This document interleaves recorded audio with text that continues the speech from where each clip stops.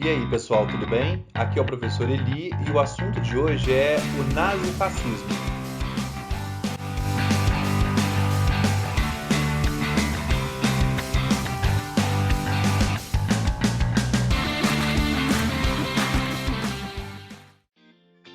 Após a Primeira Guerra Mundial, a Europa estava arrasada, seus campos destruídos e a economia estava em frangalhos. As potências envolvidas no conflito passavam por crises severas. Esse caos econômico gerava medo nas elites dos países europeus que temiam perder suas posses em possíveis revoluções socialistas como havia ocorrido na Rússia, levando à formação da União Soviética. Também gerava insatisfação na população, que se via em difíceis condições, tendo de lidar com o desemprego, a queda da renda e da qualidade de vida. Esse cenário levará ao surgimento de movimentos políticos violentos e autoritários em diversos locais e em momentos históricos diferentes, como a União Soviética liderada por Stalin, Portugal com Salazar, a Espanha com Franco, na Itália com Benito Mussolini, na Alemanha com Adolf Hitler e no Brasil com Getúlio Vargas na última fase do seu governo. Logo faremos um vídeo exclusivamente sobre o governo de Getúlio Vargas. Apesar desses governos terem diferenças na aplicação de suas medidas em seus respectivos países, eles possuem também características comuns e por isso estão juntos na definição de governos totalitários. Dentre essas características, podemos citar o aproveitamento de crises econômicas e da insatisfação da população, o surgimento de um líder forte e carismático que se coloca como o único capaz de colocar o país nos trilhos, críticas à democracia, a defesa de um governo forte de um líder único, o nacionalismo exacerbado, a subordinação do indivíduo ao Estado, o combate ao comunismo soviético e ao liberalismo econômico, a censura, a perseguição a adversários políticos, a crença na superioridade de um povo ou de uma parcela da população, a necessidade da criação de espaços vitais e a limpeza étnica. Vamos destacar o primeiro deles, o fascismo italiano, que também servirá de inspiração para o nazismo na Alemanha e nos outros países já mencionados. Por isso é comum a expressão fascismos, pois todos os regimes totalitários, com exceção da União Soviética, se inspiraram nele. Na década de 1920, a Itália era uma monarquia parlamentar cujo rei era Vítor Emanuel III e liderada pelo primeiro-ministro Giolitti, com moldes liberais. A oposição ao governo ficava por conta do Partido Socialista Italiano, e Benito Mussolini foi membro integrante dele até que foi expulso do partido por apoiar a entrada da Itália na guerra. A partir de 1919, Mussolini passa a articular um grupo paramilitar chamado Fasci Italiani di Combattimento, cujos integrantes se uniformizavam com camisas de cor preta e por isso eram chamados de os Camisas Negras. Esse grupo, com o apoio de empresários e fazendeiros, se oficializa como partido político, cujo nome era Partido Nacional Fascista. Em 1922, os fascistas organizaram uma mobilização para forçar o rei a nomear Mussolini como primeiro-ministro da Itália, a chamada Marcha sobre Roma. E adivinha? Deu certo. O rei cedeu à pressão e em 30 de outubro, Mussolini se torna o chefe de governo da Itália. Durante o seu governo, Mussolini aumentou o próprio poder, assumindo o título de Dulce, dissolveu partidos políticos e adotou a política do Partido Único, o Partido Nacional Fascista. Perseguiu seus inimigos políticos e usou a propaganda para inspirar os jovens a favor de sua política. Conseguiu uma considerável recuperação da economia e criou uma espécie de sindicalismo corporativo para controlar a organização dos trabalhadores com a Carta del Lavoro, a Carta do Trabalho. Ele também realizou uma aliança com a Igreja Católica. Com isso, foi assinado o Tratado de Latrão, onde o Vaticano se tornaria uma cidade-estado e o catolicismo seria a religião oficial da Itália. Quando se inicia a Segunda Guerra Mundial, Benito Mussolini se posiciona ao lado da Alemanha nazista de Adolf Hitler, mas nós falaremos sobre ela já já. Após a guerra, em 1945, Mussolini tenta fugir, mas foi capturado e morto, e o seu corpo foi exposto pendurado numa praça pública, onde a população gritava insultos à sua memória.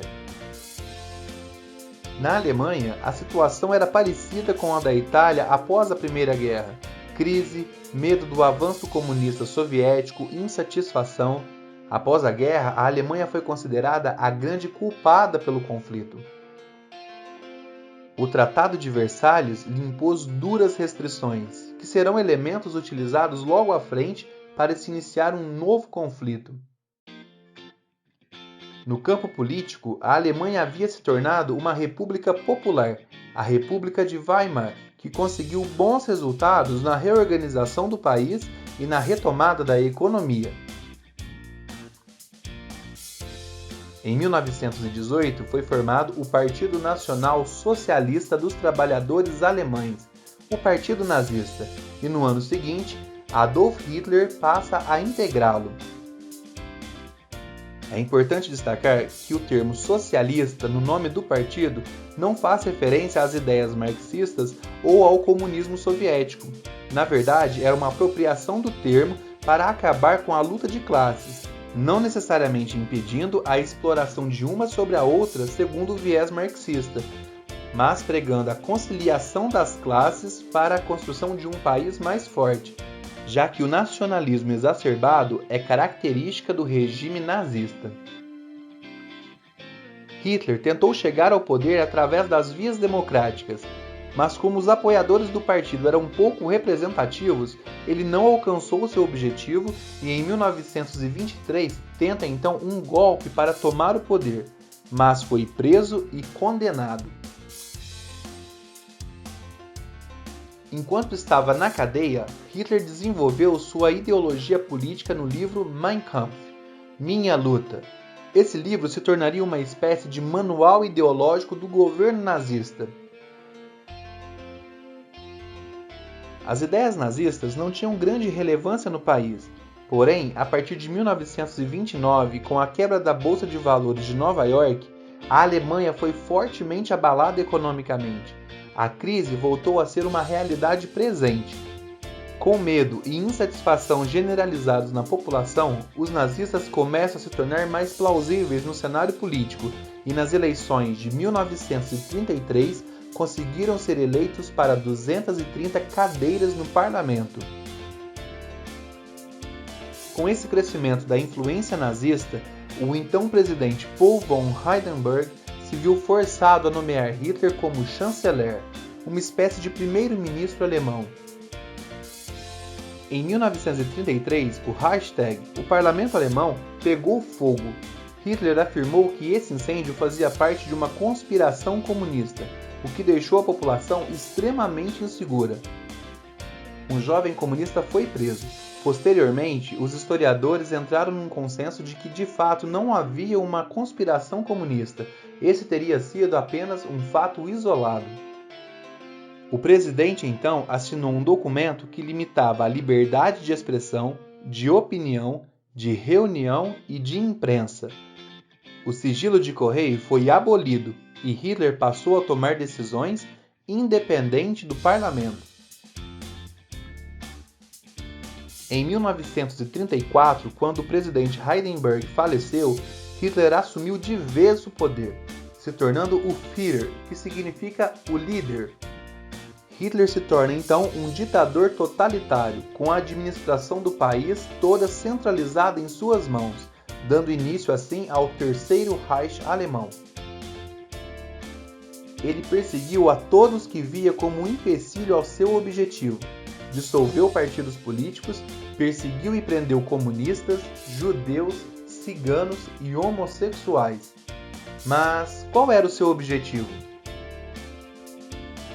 No livro que escreveu na cadeia, Hitler registrou sua crença na superioridade da raça ariana e a necessidade da criação da Grande Alemanha, onde seria necessário criar um espaço vital para o desenvolvimento dela. Seu antissemitismo, o ódio aos judeus, se juntava também ao ódio pelos comunistas e todos que não eram pertencentes à raça perfeita que deveria prevalecer. Suas ideias se baseavam no darwinismo social, uma deturpação das ideias sobre a seleção natural desenvolvidas por Charles Darwin, que afirmava a existência de raças humanas mais e menos desenvolvidas, onde a raça ariana seria a superior às demais. Hitler levou seus prisioneiros aos campos de concentração, onde eram submetidos a trabalhos forçados e eram dizimados em câmaras de gás.